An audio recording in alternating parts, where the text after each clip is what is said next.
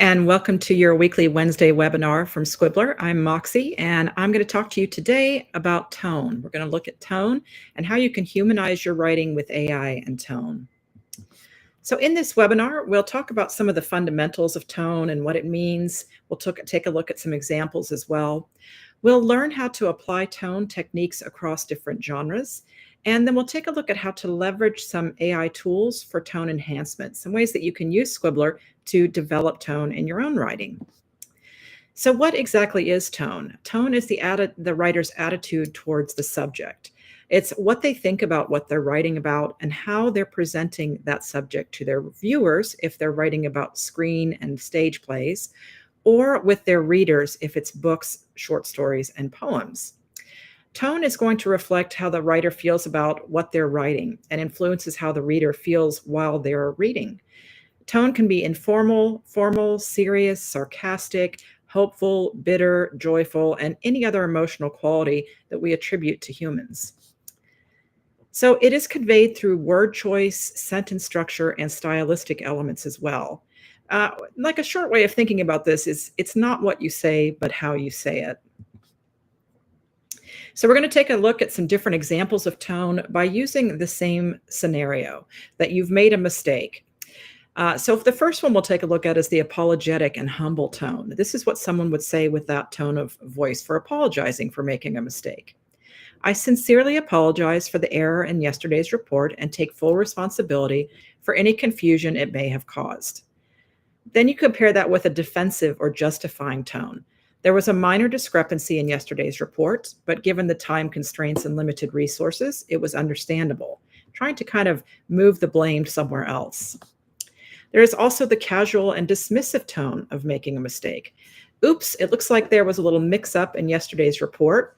No big deal. These things happen. And then there's the professional and accountable tone. I've identified an error in yesterday's report and am implementing corrective measures to prevent future occurrences. In other words, you're accepting that you've done something wrong and you're going to prevent it moving forward. So this kind of complicates things when you think about voice and tone and mood. And we do have another webinar on voice as well. The definition of voice is the unique style, personality, and perspective of a specific writer or narrator. The thing about voice is it's going to be consistent across all an author's work. It reflects the author's or narrator's character and worldview, and an example could be a sarcastic, witty, or poetic narrative voice. So you want to think about who's speaking and how do they uniquely sound. What makes a Stephen King novel a Stephen King novel? We can tell from his voice. It's sort of like a fingerprint for the writer. So mood is different because this is the emotional atmosphere that's created for the reader. And the key traits are that it evokes a specific emotional response. Mood is developed through setting, through imagery, through tone, so it can be part of tone, and diction. So some examples here would be tension. You could have the eerie settings of Gothic literature, romantic, cheerful, melancholic moods. So this is kind of, you're looking at the writer this time, the reader instead of the writer this time. Mood is asking the question, how does the reader feel while they're reading? It's the emotional climate that the writer has developed. Tone is, as we said earlier, the writer's attitude toward the subject, audience, or characters. It can shift depending on the context or purpose, and it's communicated through things like word choice, syntax, and style. And examples could be a variety of different moods that we attribute to our emotions. So we have to think, how is the writer, how do they feel about what they're writing? How do they feel about the character they're depicting? It's the writer's attitude about these subjects. So there are different tone styles for different genres, and we'll just kind of go through this. Formal tone is something that you would use in academic papers, legal documents. Those of you writing educational works, you're going to have a formal tone. That's different from the casual tone you'll see in blog posts and social media. So if any of you are working on your author websites, this is something that you probably do to keep readers engaged and interested in what you're writing there. It's more casual. Technical writing, of course, is going to be for scientific journals, technical manuals, expert-to-expert communication. We expect to see industry-specific terms known as jargon in those fields. And then accessible tones are for things like public education, instruction manuals, journalism, and general audience content. So here's a little bit of a difference between formal and casual tones. Formal tone usually has longer, more complex sentences. It's often in third person. It does sometimes use passive voice. It is recommended that you do this, you should, so forth. It has a sophisticated vocabulary. It often does not use contractions. Those are reserved for casual writing. And there's a respectful, distant relationship with the reader. So this is the kind of tone, as I said, that we'll see with those of you that are writing educational, instructional materials. Casual tones, of course, are shorter, more conversational sentences. You could have second person, such as you, or first person, I and we. You'll see this often in books that our writers use for things like self-help or business leadership, where they'll talk directly to the reader. They have active voice, often uses everyday vocabulary. It can have contractions and colloquialisms, in other words, phrases that go together specifically to English, if you're writing in English. And it often has a friendly, close relationship with the reader. Technical writing, as I said, has industry-specific jargon. It uses precise scientific language, and it assumes expert knowledge. It focuses on accuracy over comprehension and often uses passive voice because outcomes are more important than the subject of the sentence. Accessible writing, if any of you are working with that, should include common and everyday language. It should have analogies and metaphors to help people make sense of what you're trying to explain. It assumes a general audience and prioritizes understanding over precision. Accessible writing also uses active voice, so it's easier to understand, and conversational explanations. So I'm not going to read this entire thing. You can pause the video if you would like to read this entire thing. But here's an example of a formal version of tone. Organizations must implement comprehensive password authentication protocols to mitigate security vulnerabilities. That is very formal. There are no contractions. It's very precise as well. Here's a casual version of that same passage. Hey, let's talk passwords. You really need to make them strong. Think at least 12 characters with a mix of letters, numbers, and symbols. Trust me, it's worth the extra effort to keep the bad guys out. Can you tell the difference between the two tones there, between the casual and the formal? With a technical version of a tone here, anthropogenic greenhouse gases emissions have resulted in radiative forcing imbalance, causing tropospheric warming and alterations in precipitation patterns, and so forth. We'll revise this to an accessible version where most people can understand the language. Human activities are pumping heat-trapping gases into the atmosphere, which is warming our planet and changing weather patterns. With the first one, this would be something like you'd read in a scientific journal, an academic journal, but the one that we have here for the accessible version is something that you might read in a newspaper or a magazine that's talking about global warming. So there is a spectrum of tones. You can have formal to informal for academic versus blog posts. You can have serious versus playful, for example, medical journals versus humor writing. You might think about optimistic versus pessimistic. A self-help book is bound to be more optimistic than something like a dystopian novel. And you might think about things that are authoritative versus conversational. Textbooks tend to be more authoritative versus personal essays. So how are some ways that we can develop tone? There are 4 things that you can work with in your own writing, and we'll go through these so you know how to use them in your own writing. One is word diction, a word choice diction. We'll take a look at that. Another is sentence structure, how you put your sentences together. Another one can be punctuation and how it can create a rhythm in your writing. And then point of view, which narrative perspective that you're using. All of these can influence how you develop your tone in your writing. So with diction, word choice, the tone is created through the words a writer is choosing to use and how those words are arranged. Even small shifts in vocabulary can dramatically change how something feels to a reader. For example, the first passage we looked at that was very technical about creating strong passwords versus the more casual and conversational one. So, why does diction matter? It does build consistency in tone and helps to build trust and clarity with your readers. If your readers are picking up your book and they're expecting to read something that is educational, it shouldn't be maybe too conversational or too colloquial. It shouldn't have slang in it and so forth. They expect to see formal language. Intentional diction is also guiding how the reader interprets the message. How do you want them to accept it? Are you including them or are you shutting them out? Tone shaped by word choice also impacts how the audience feels and responds. So you may want to pause this as you're considering these things that we went through on diction and word choice. But tone is an emotional filter, so diction is the lens that you're going to use to create that filter. So I've made a column with the word choices that you can select and what kind of tone they create. So for formal and precise vocabulary, you're often going to get a tone that's respectful, serious, and academic. If you're using slang and contractions, this is a more casual, friendly, and conversational tone. If you use harsh and blunt words, kind of like what you'll see with letters to the editor, these can be angry, aggressive, and critical. And that's the tone they'll develop. If your word choices are soft and gentle language, this can instill a sense of compassion, tenderness, and calming for your readers. And if you use emotionally loaded words, these can create a wide variety of responses to tone. So you could have something that's passionate, nostalgic, sarcastic. So how do you develop this? Let's look at some examples. And we'll take a look at some examples of the same sentence using different words to demonstrate how diction can change the tone.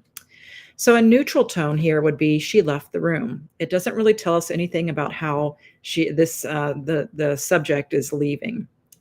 Compare that with a formal tone. She exited the chamber. The language is a little bit more inflated.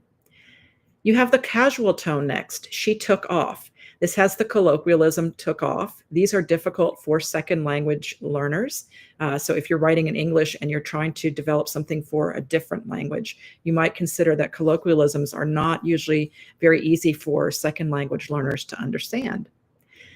The next one has an emotion to it. The tone is emotional. It's irritated. She stormed out. She left the room.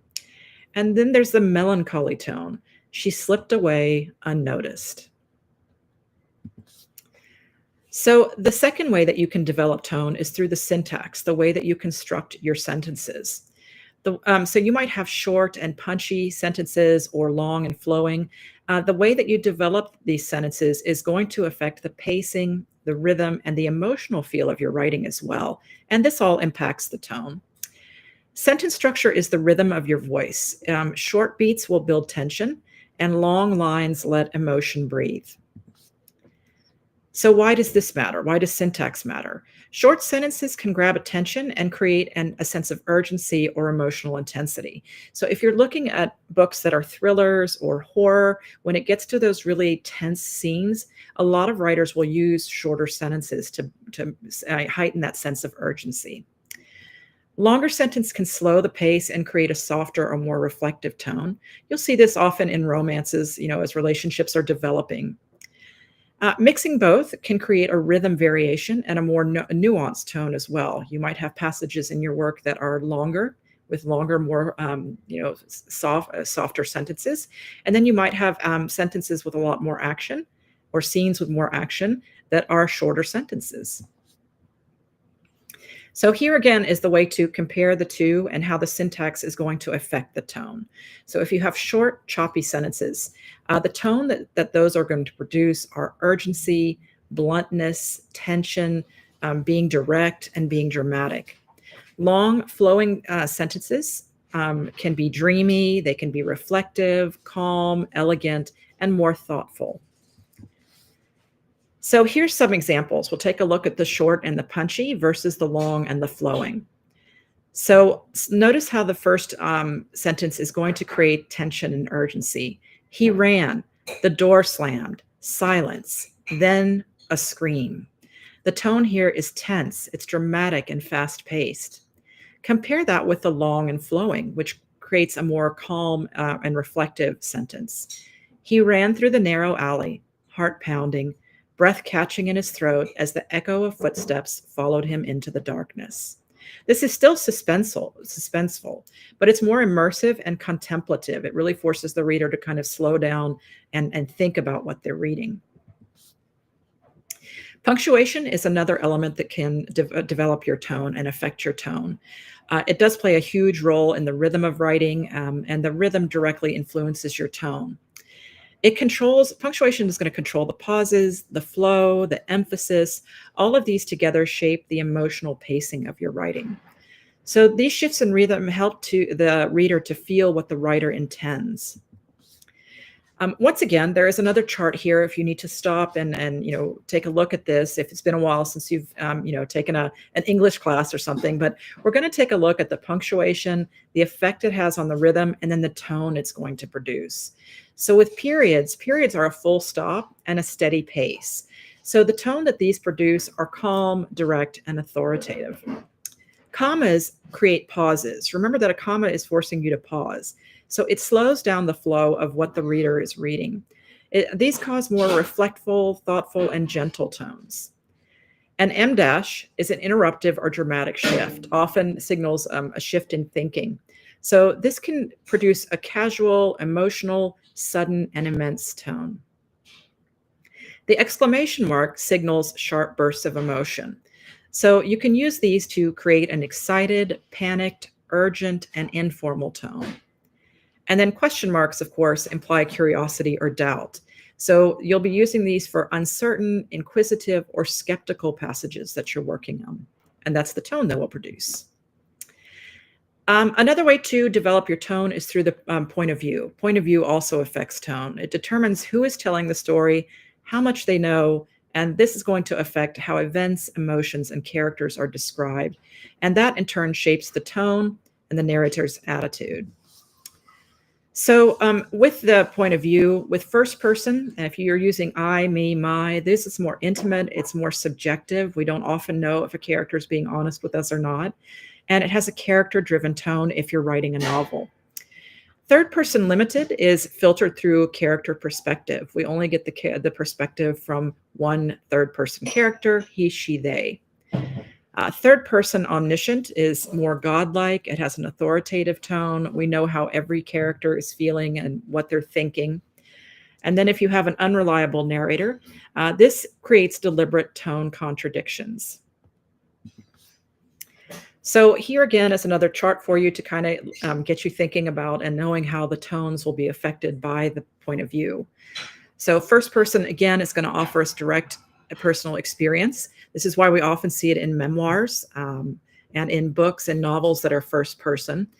It creates an intimate, a biased, a raw, confessional, and even a humorous tone. Second person, you, places the reader in the action.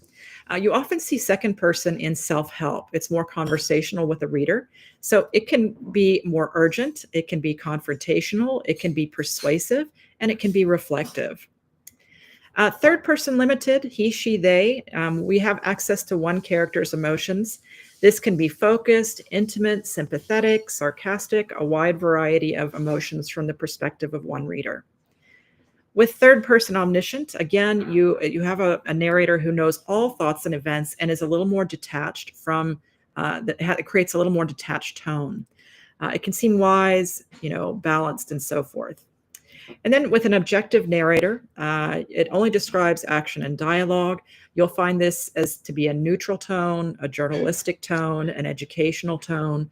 It can be kind of cold sometimes and factual. So nonfiction tones there are some genre-specific ones for those of you writing nonfiction. If you're working on informative writing, it should be clear, objective, and accessible to your reader.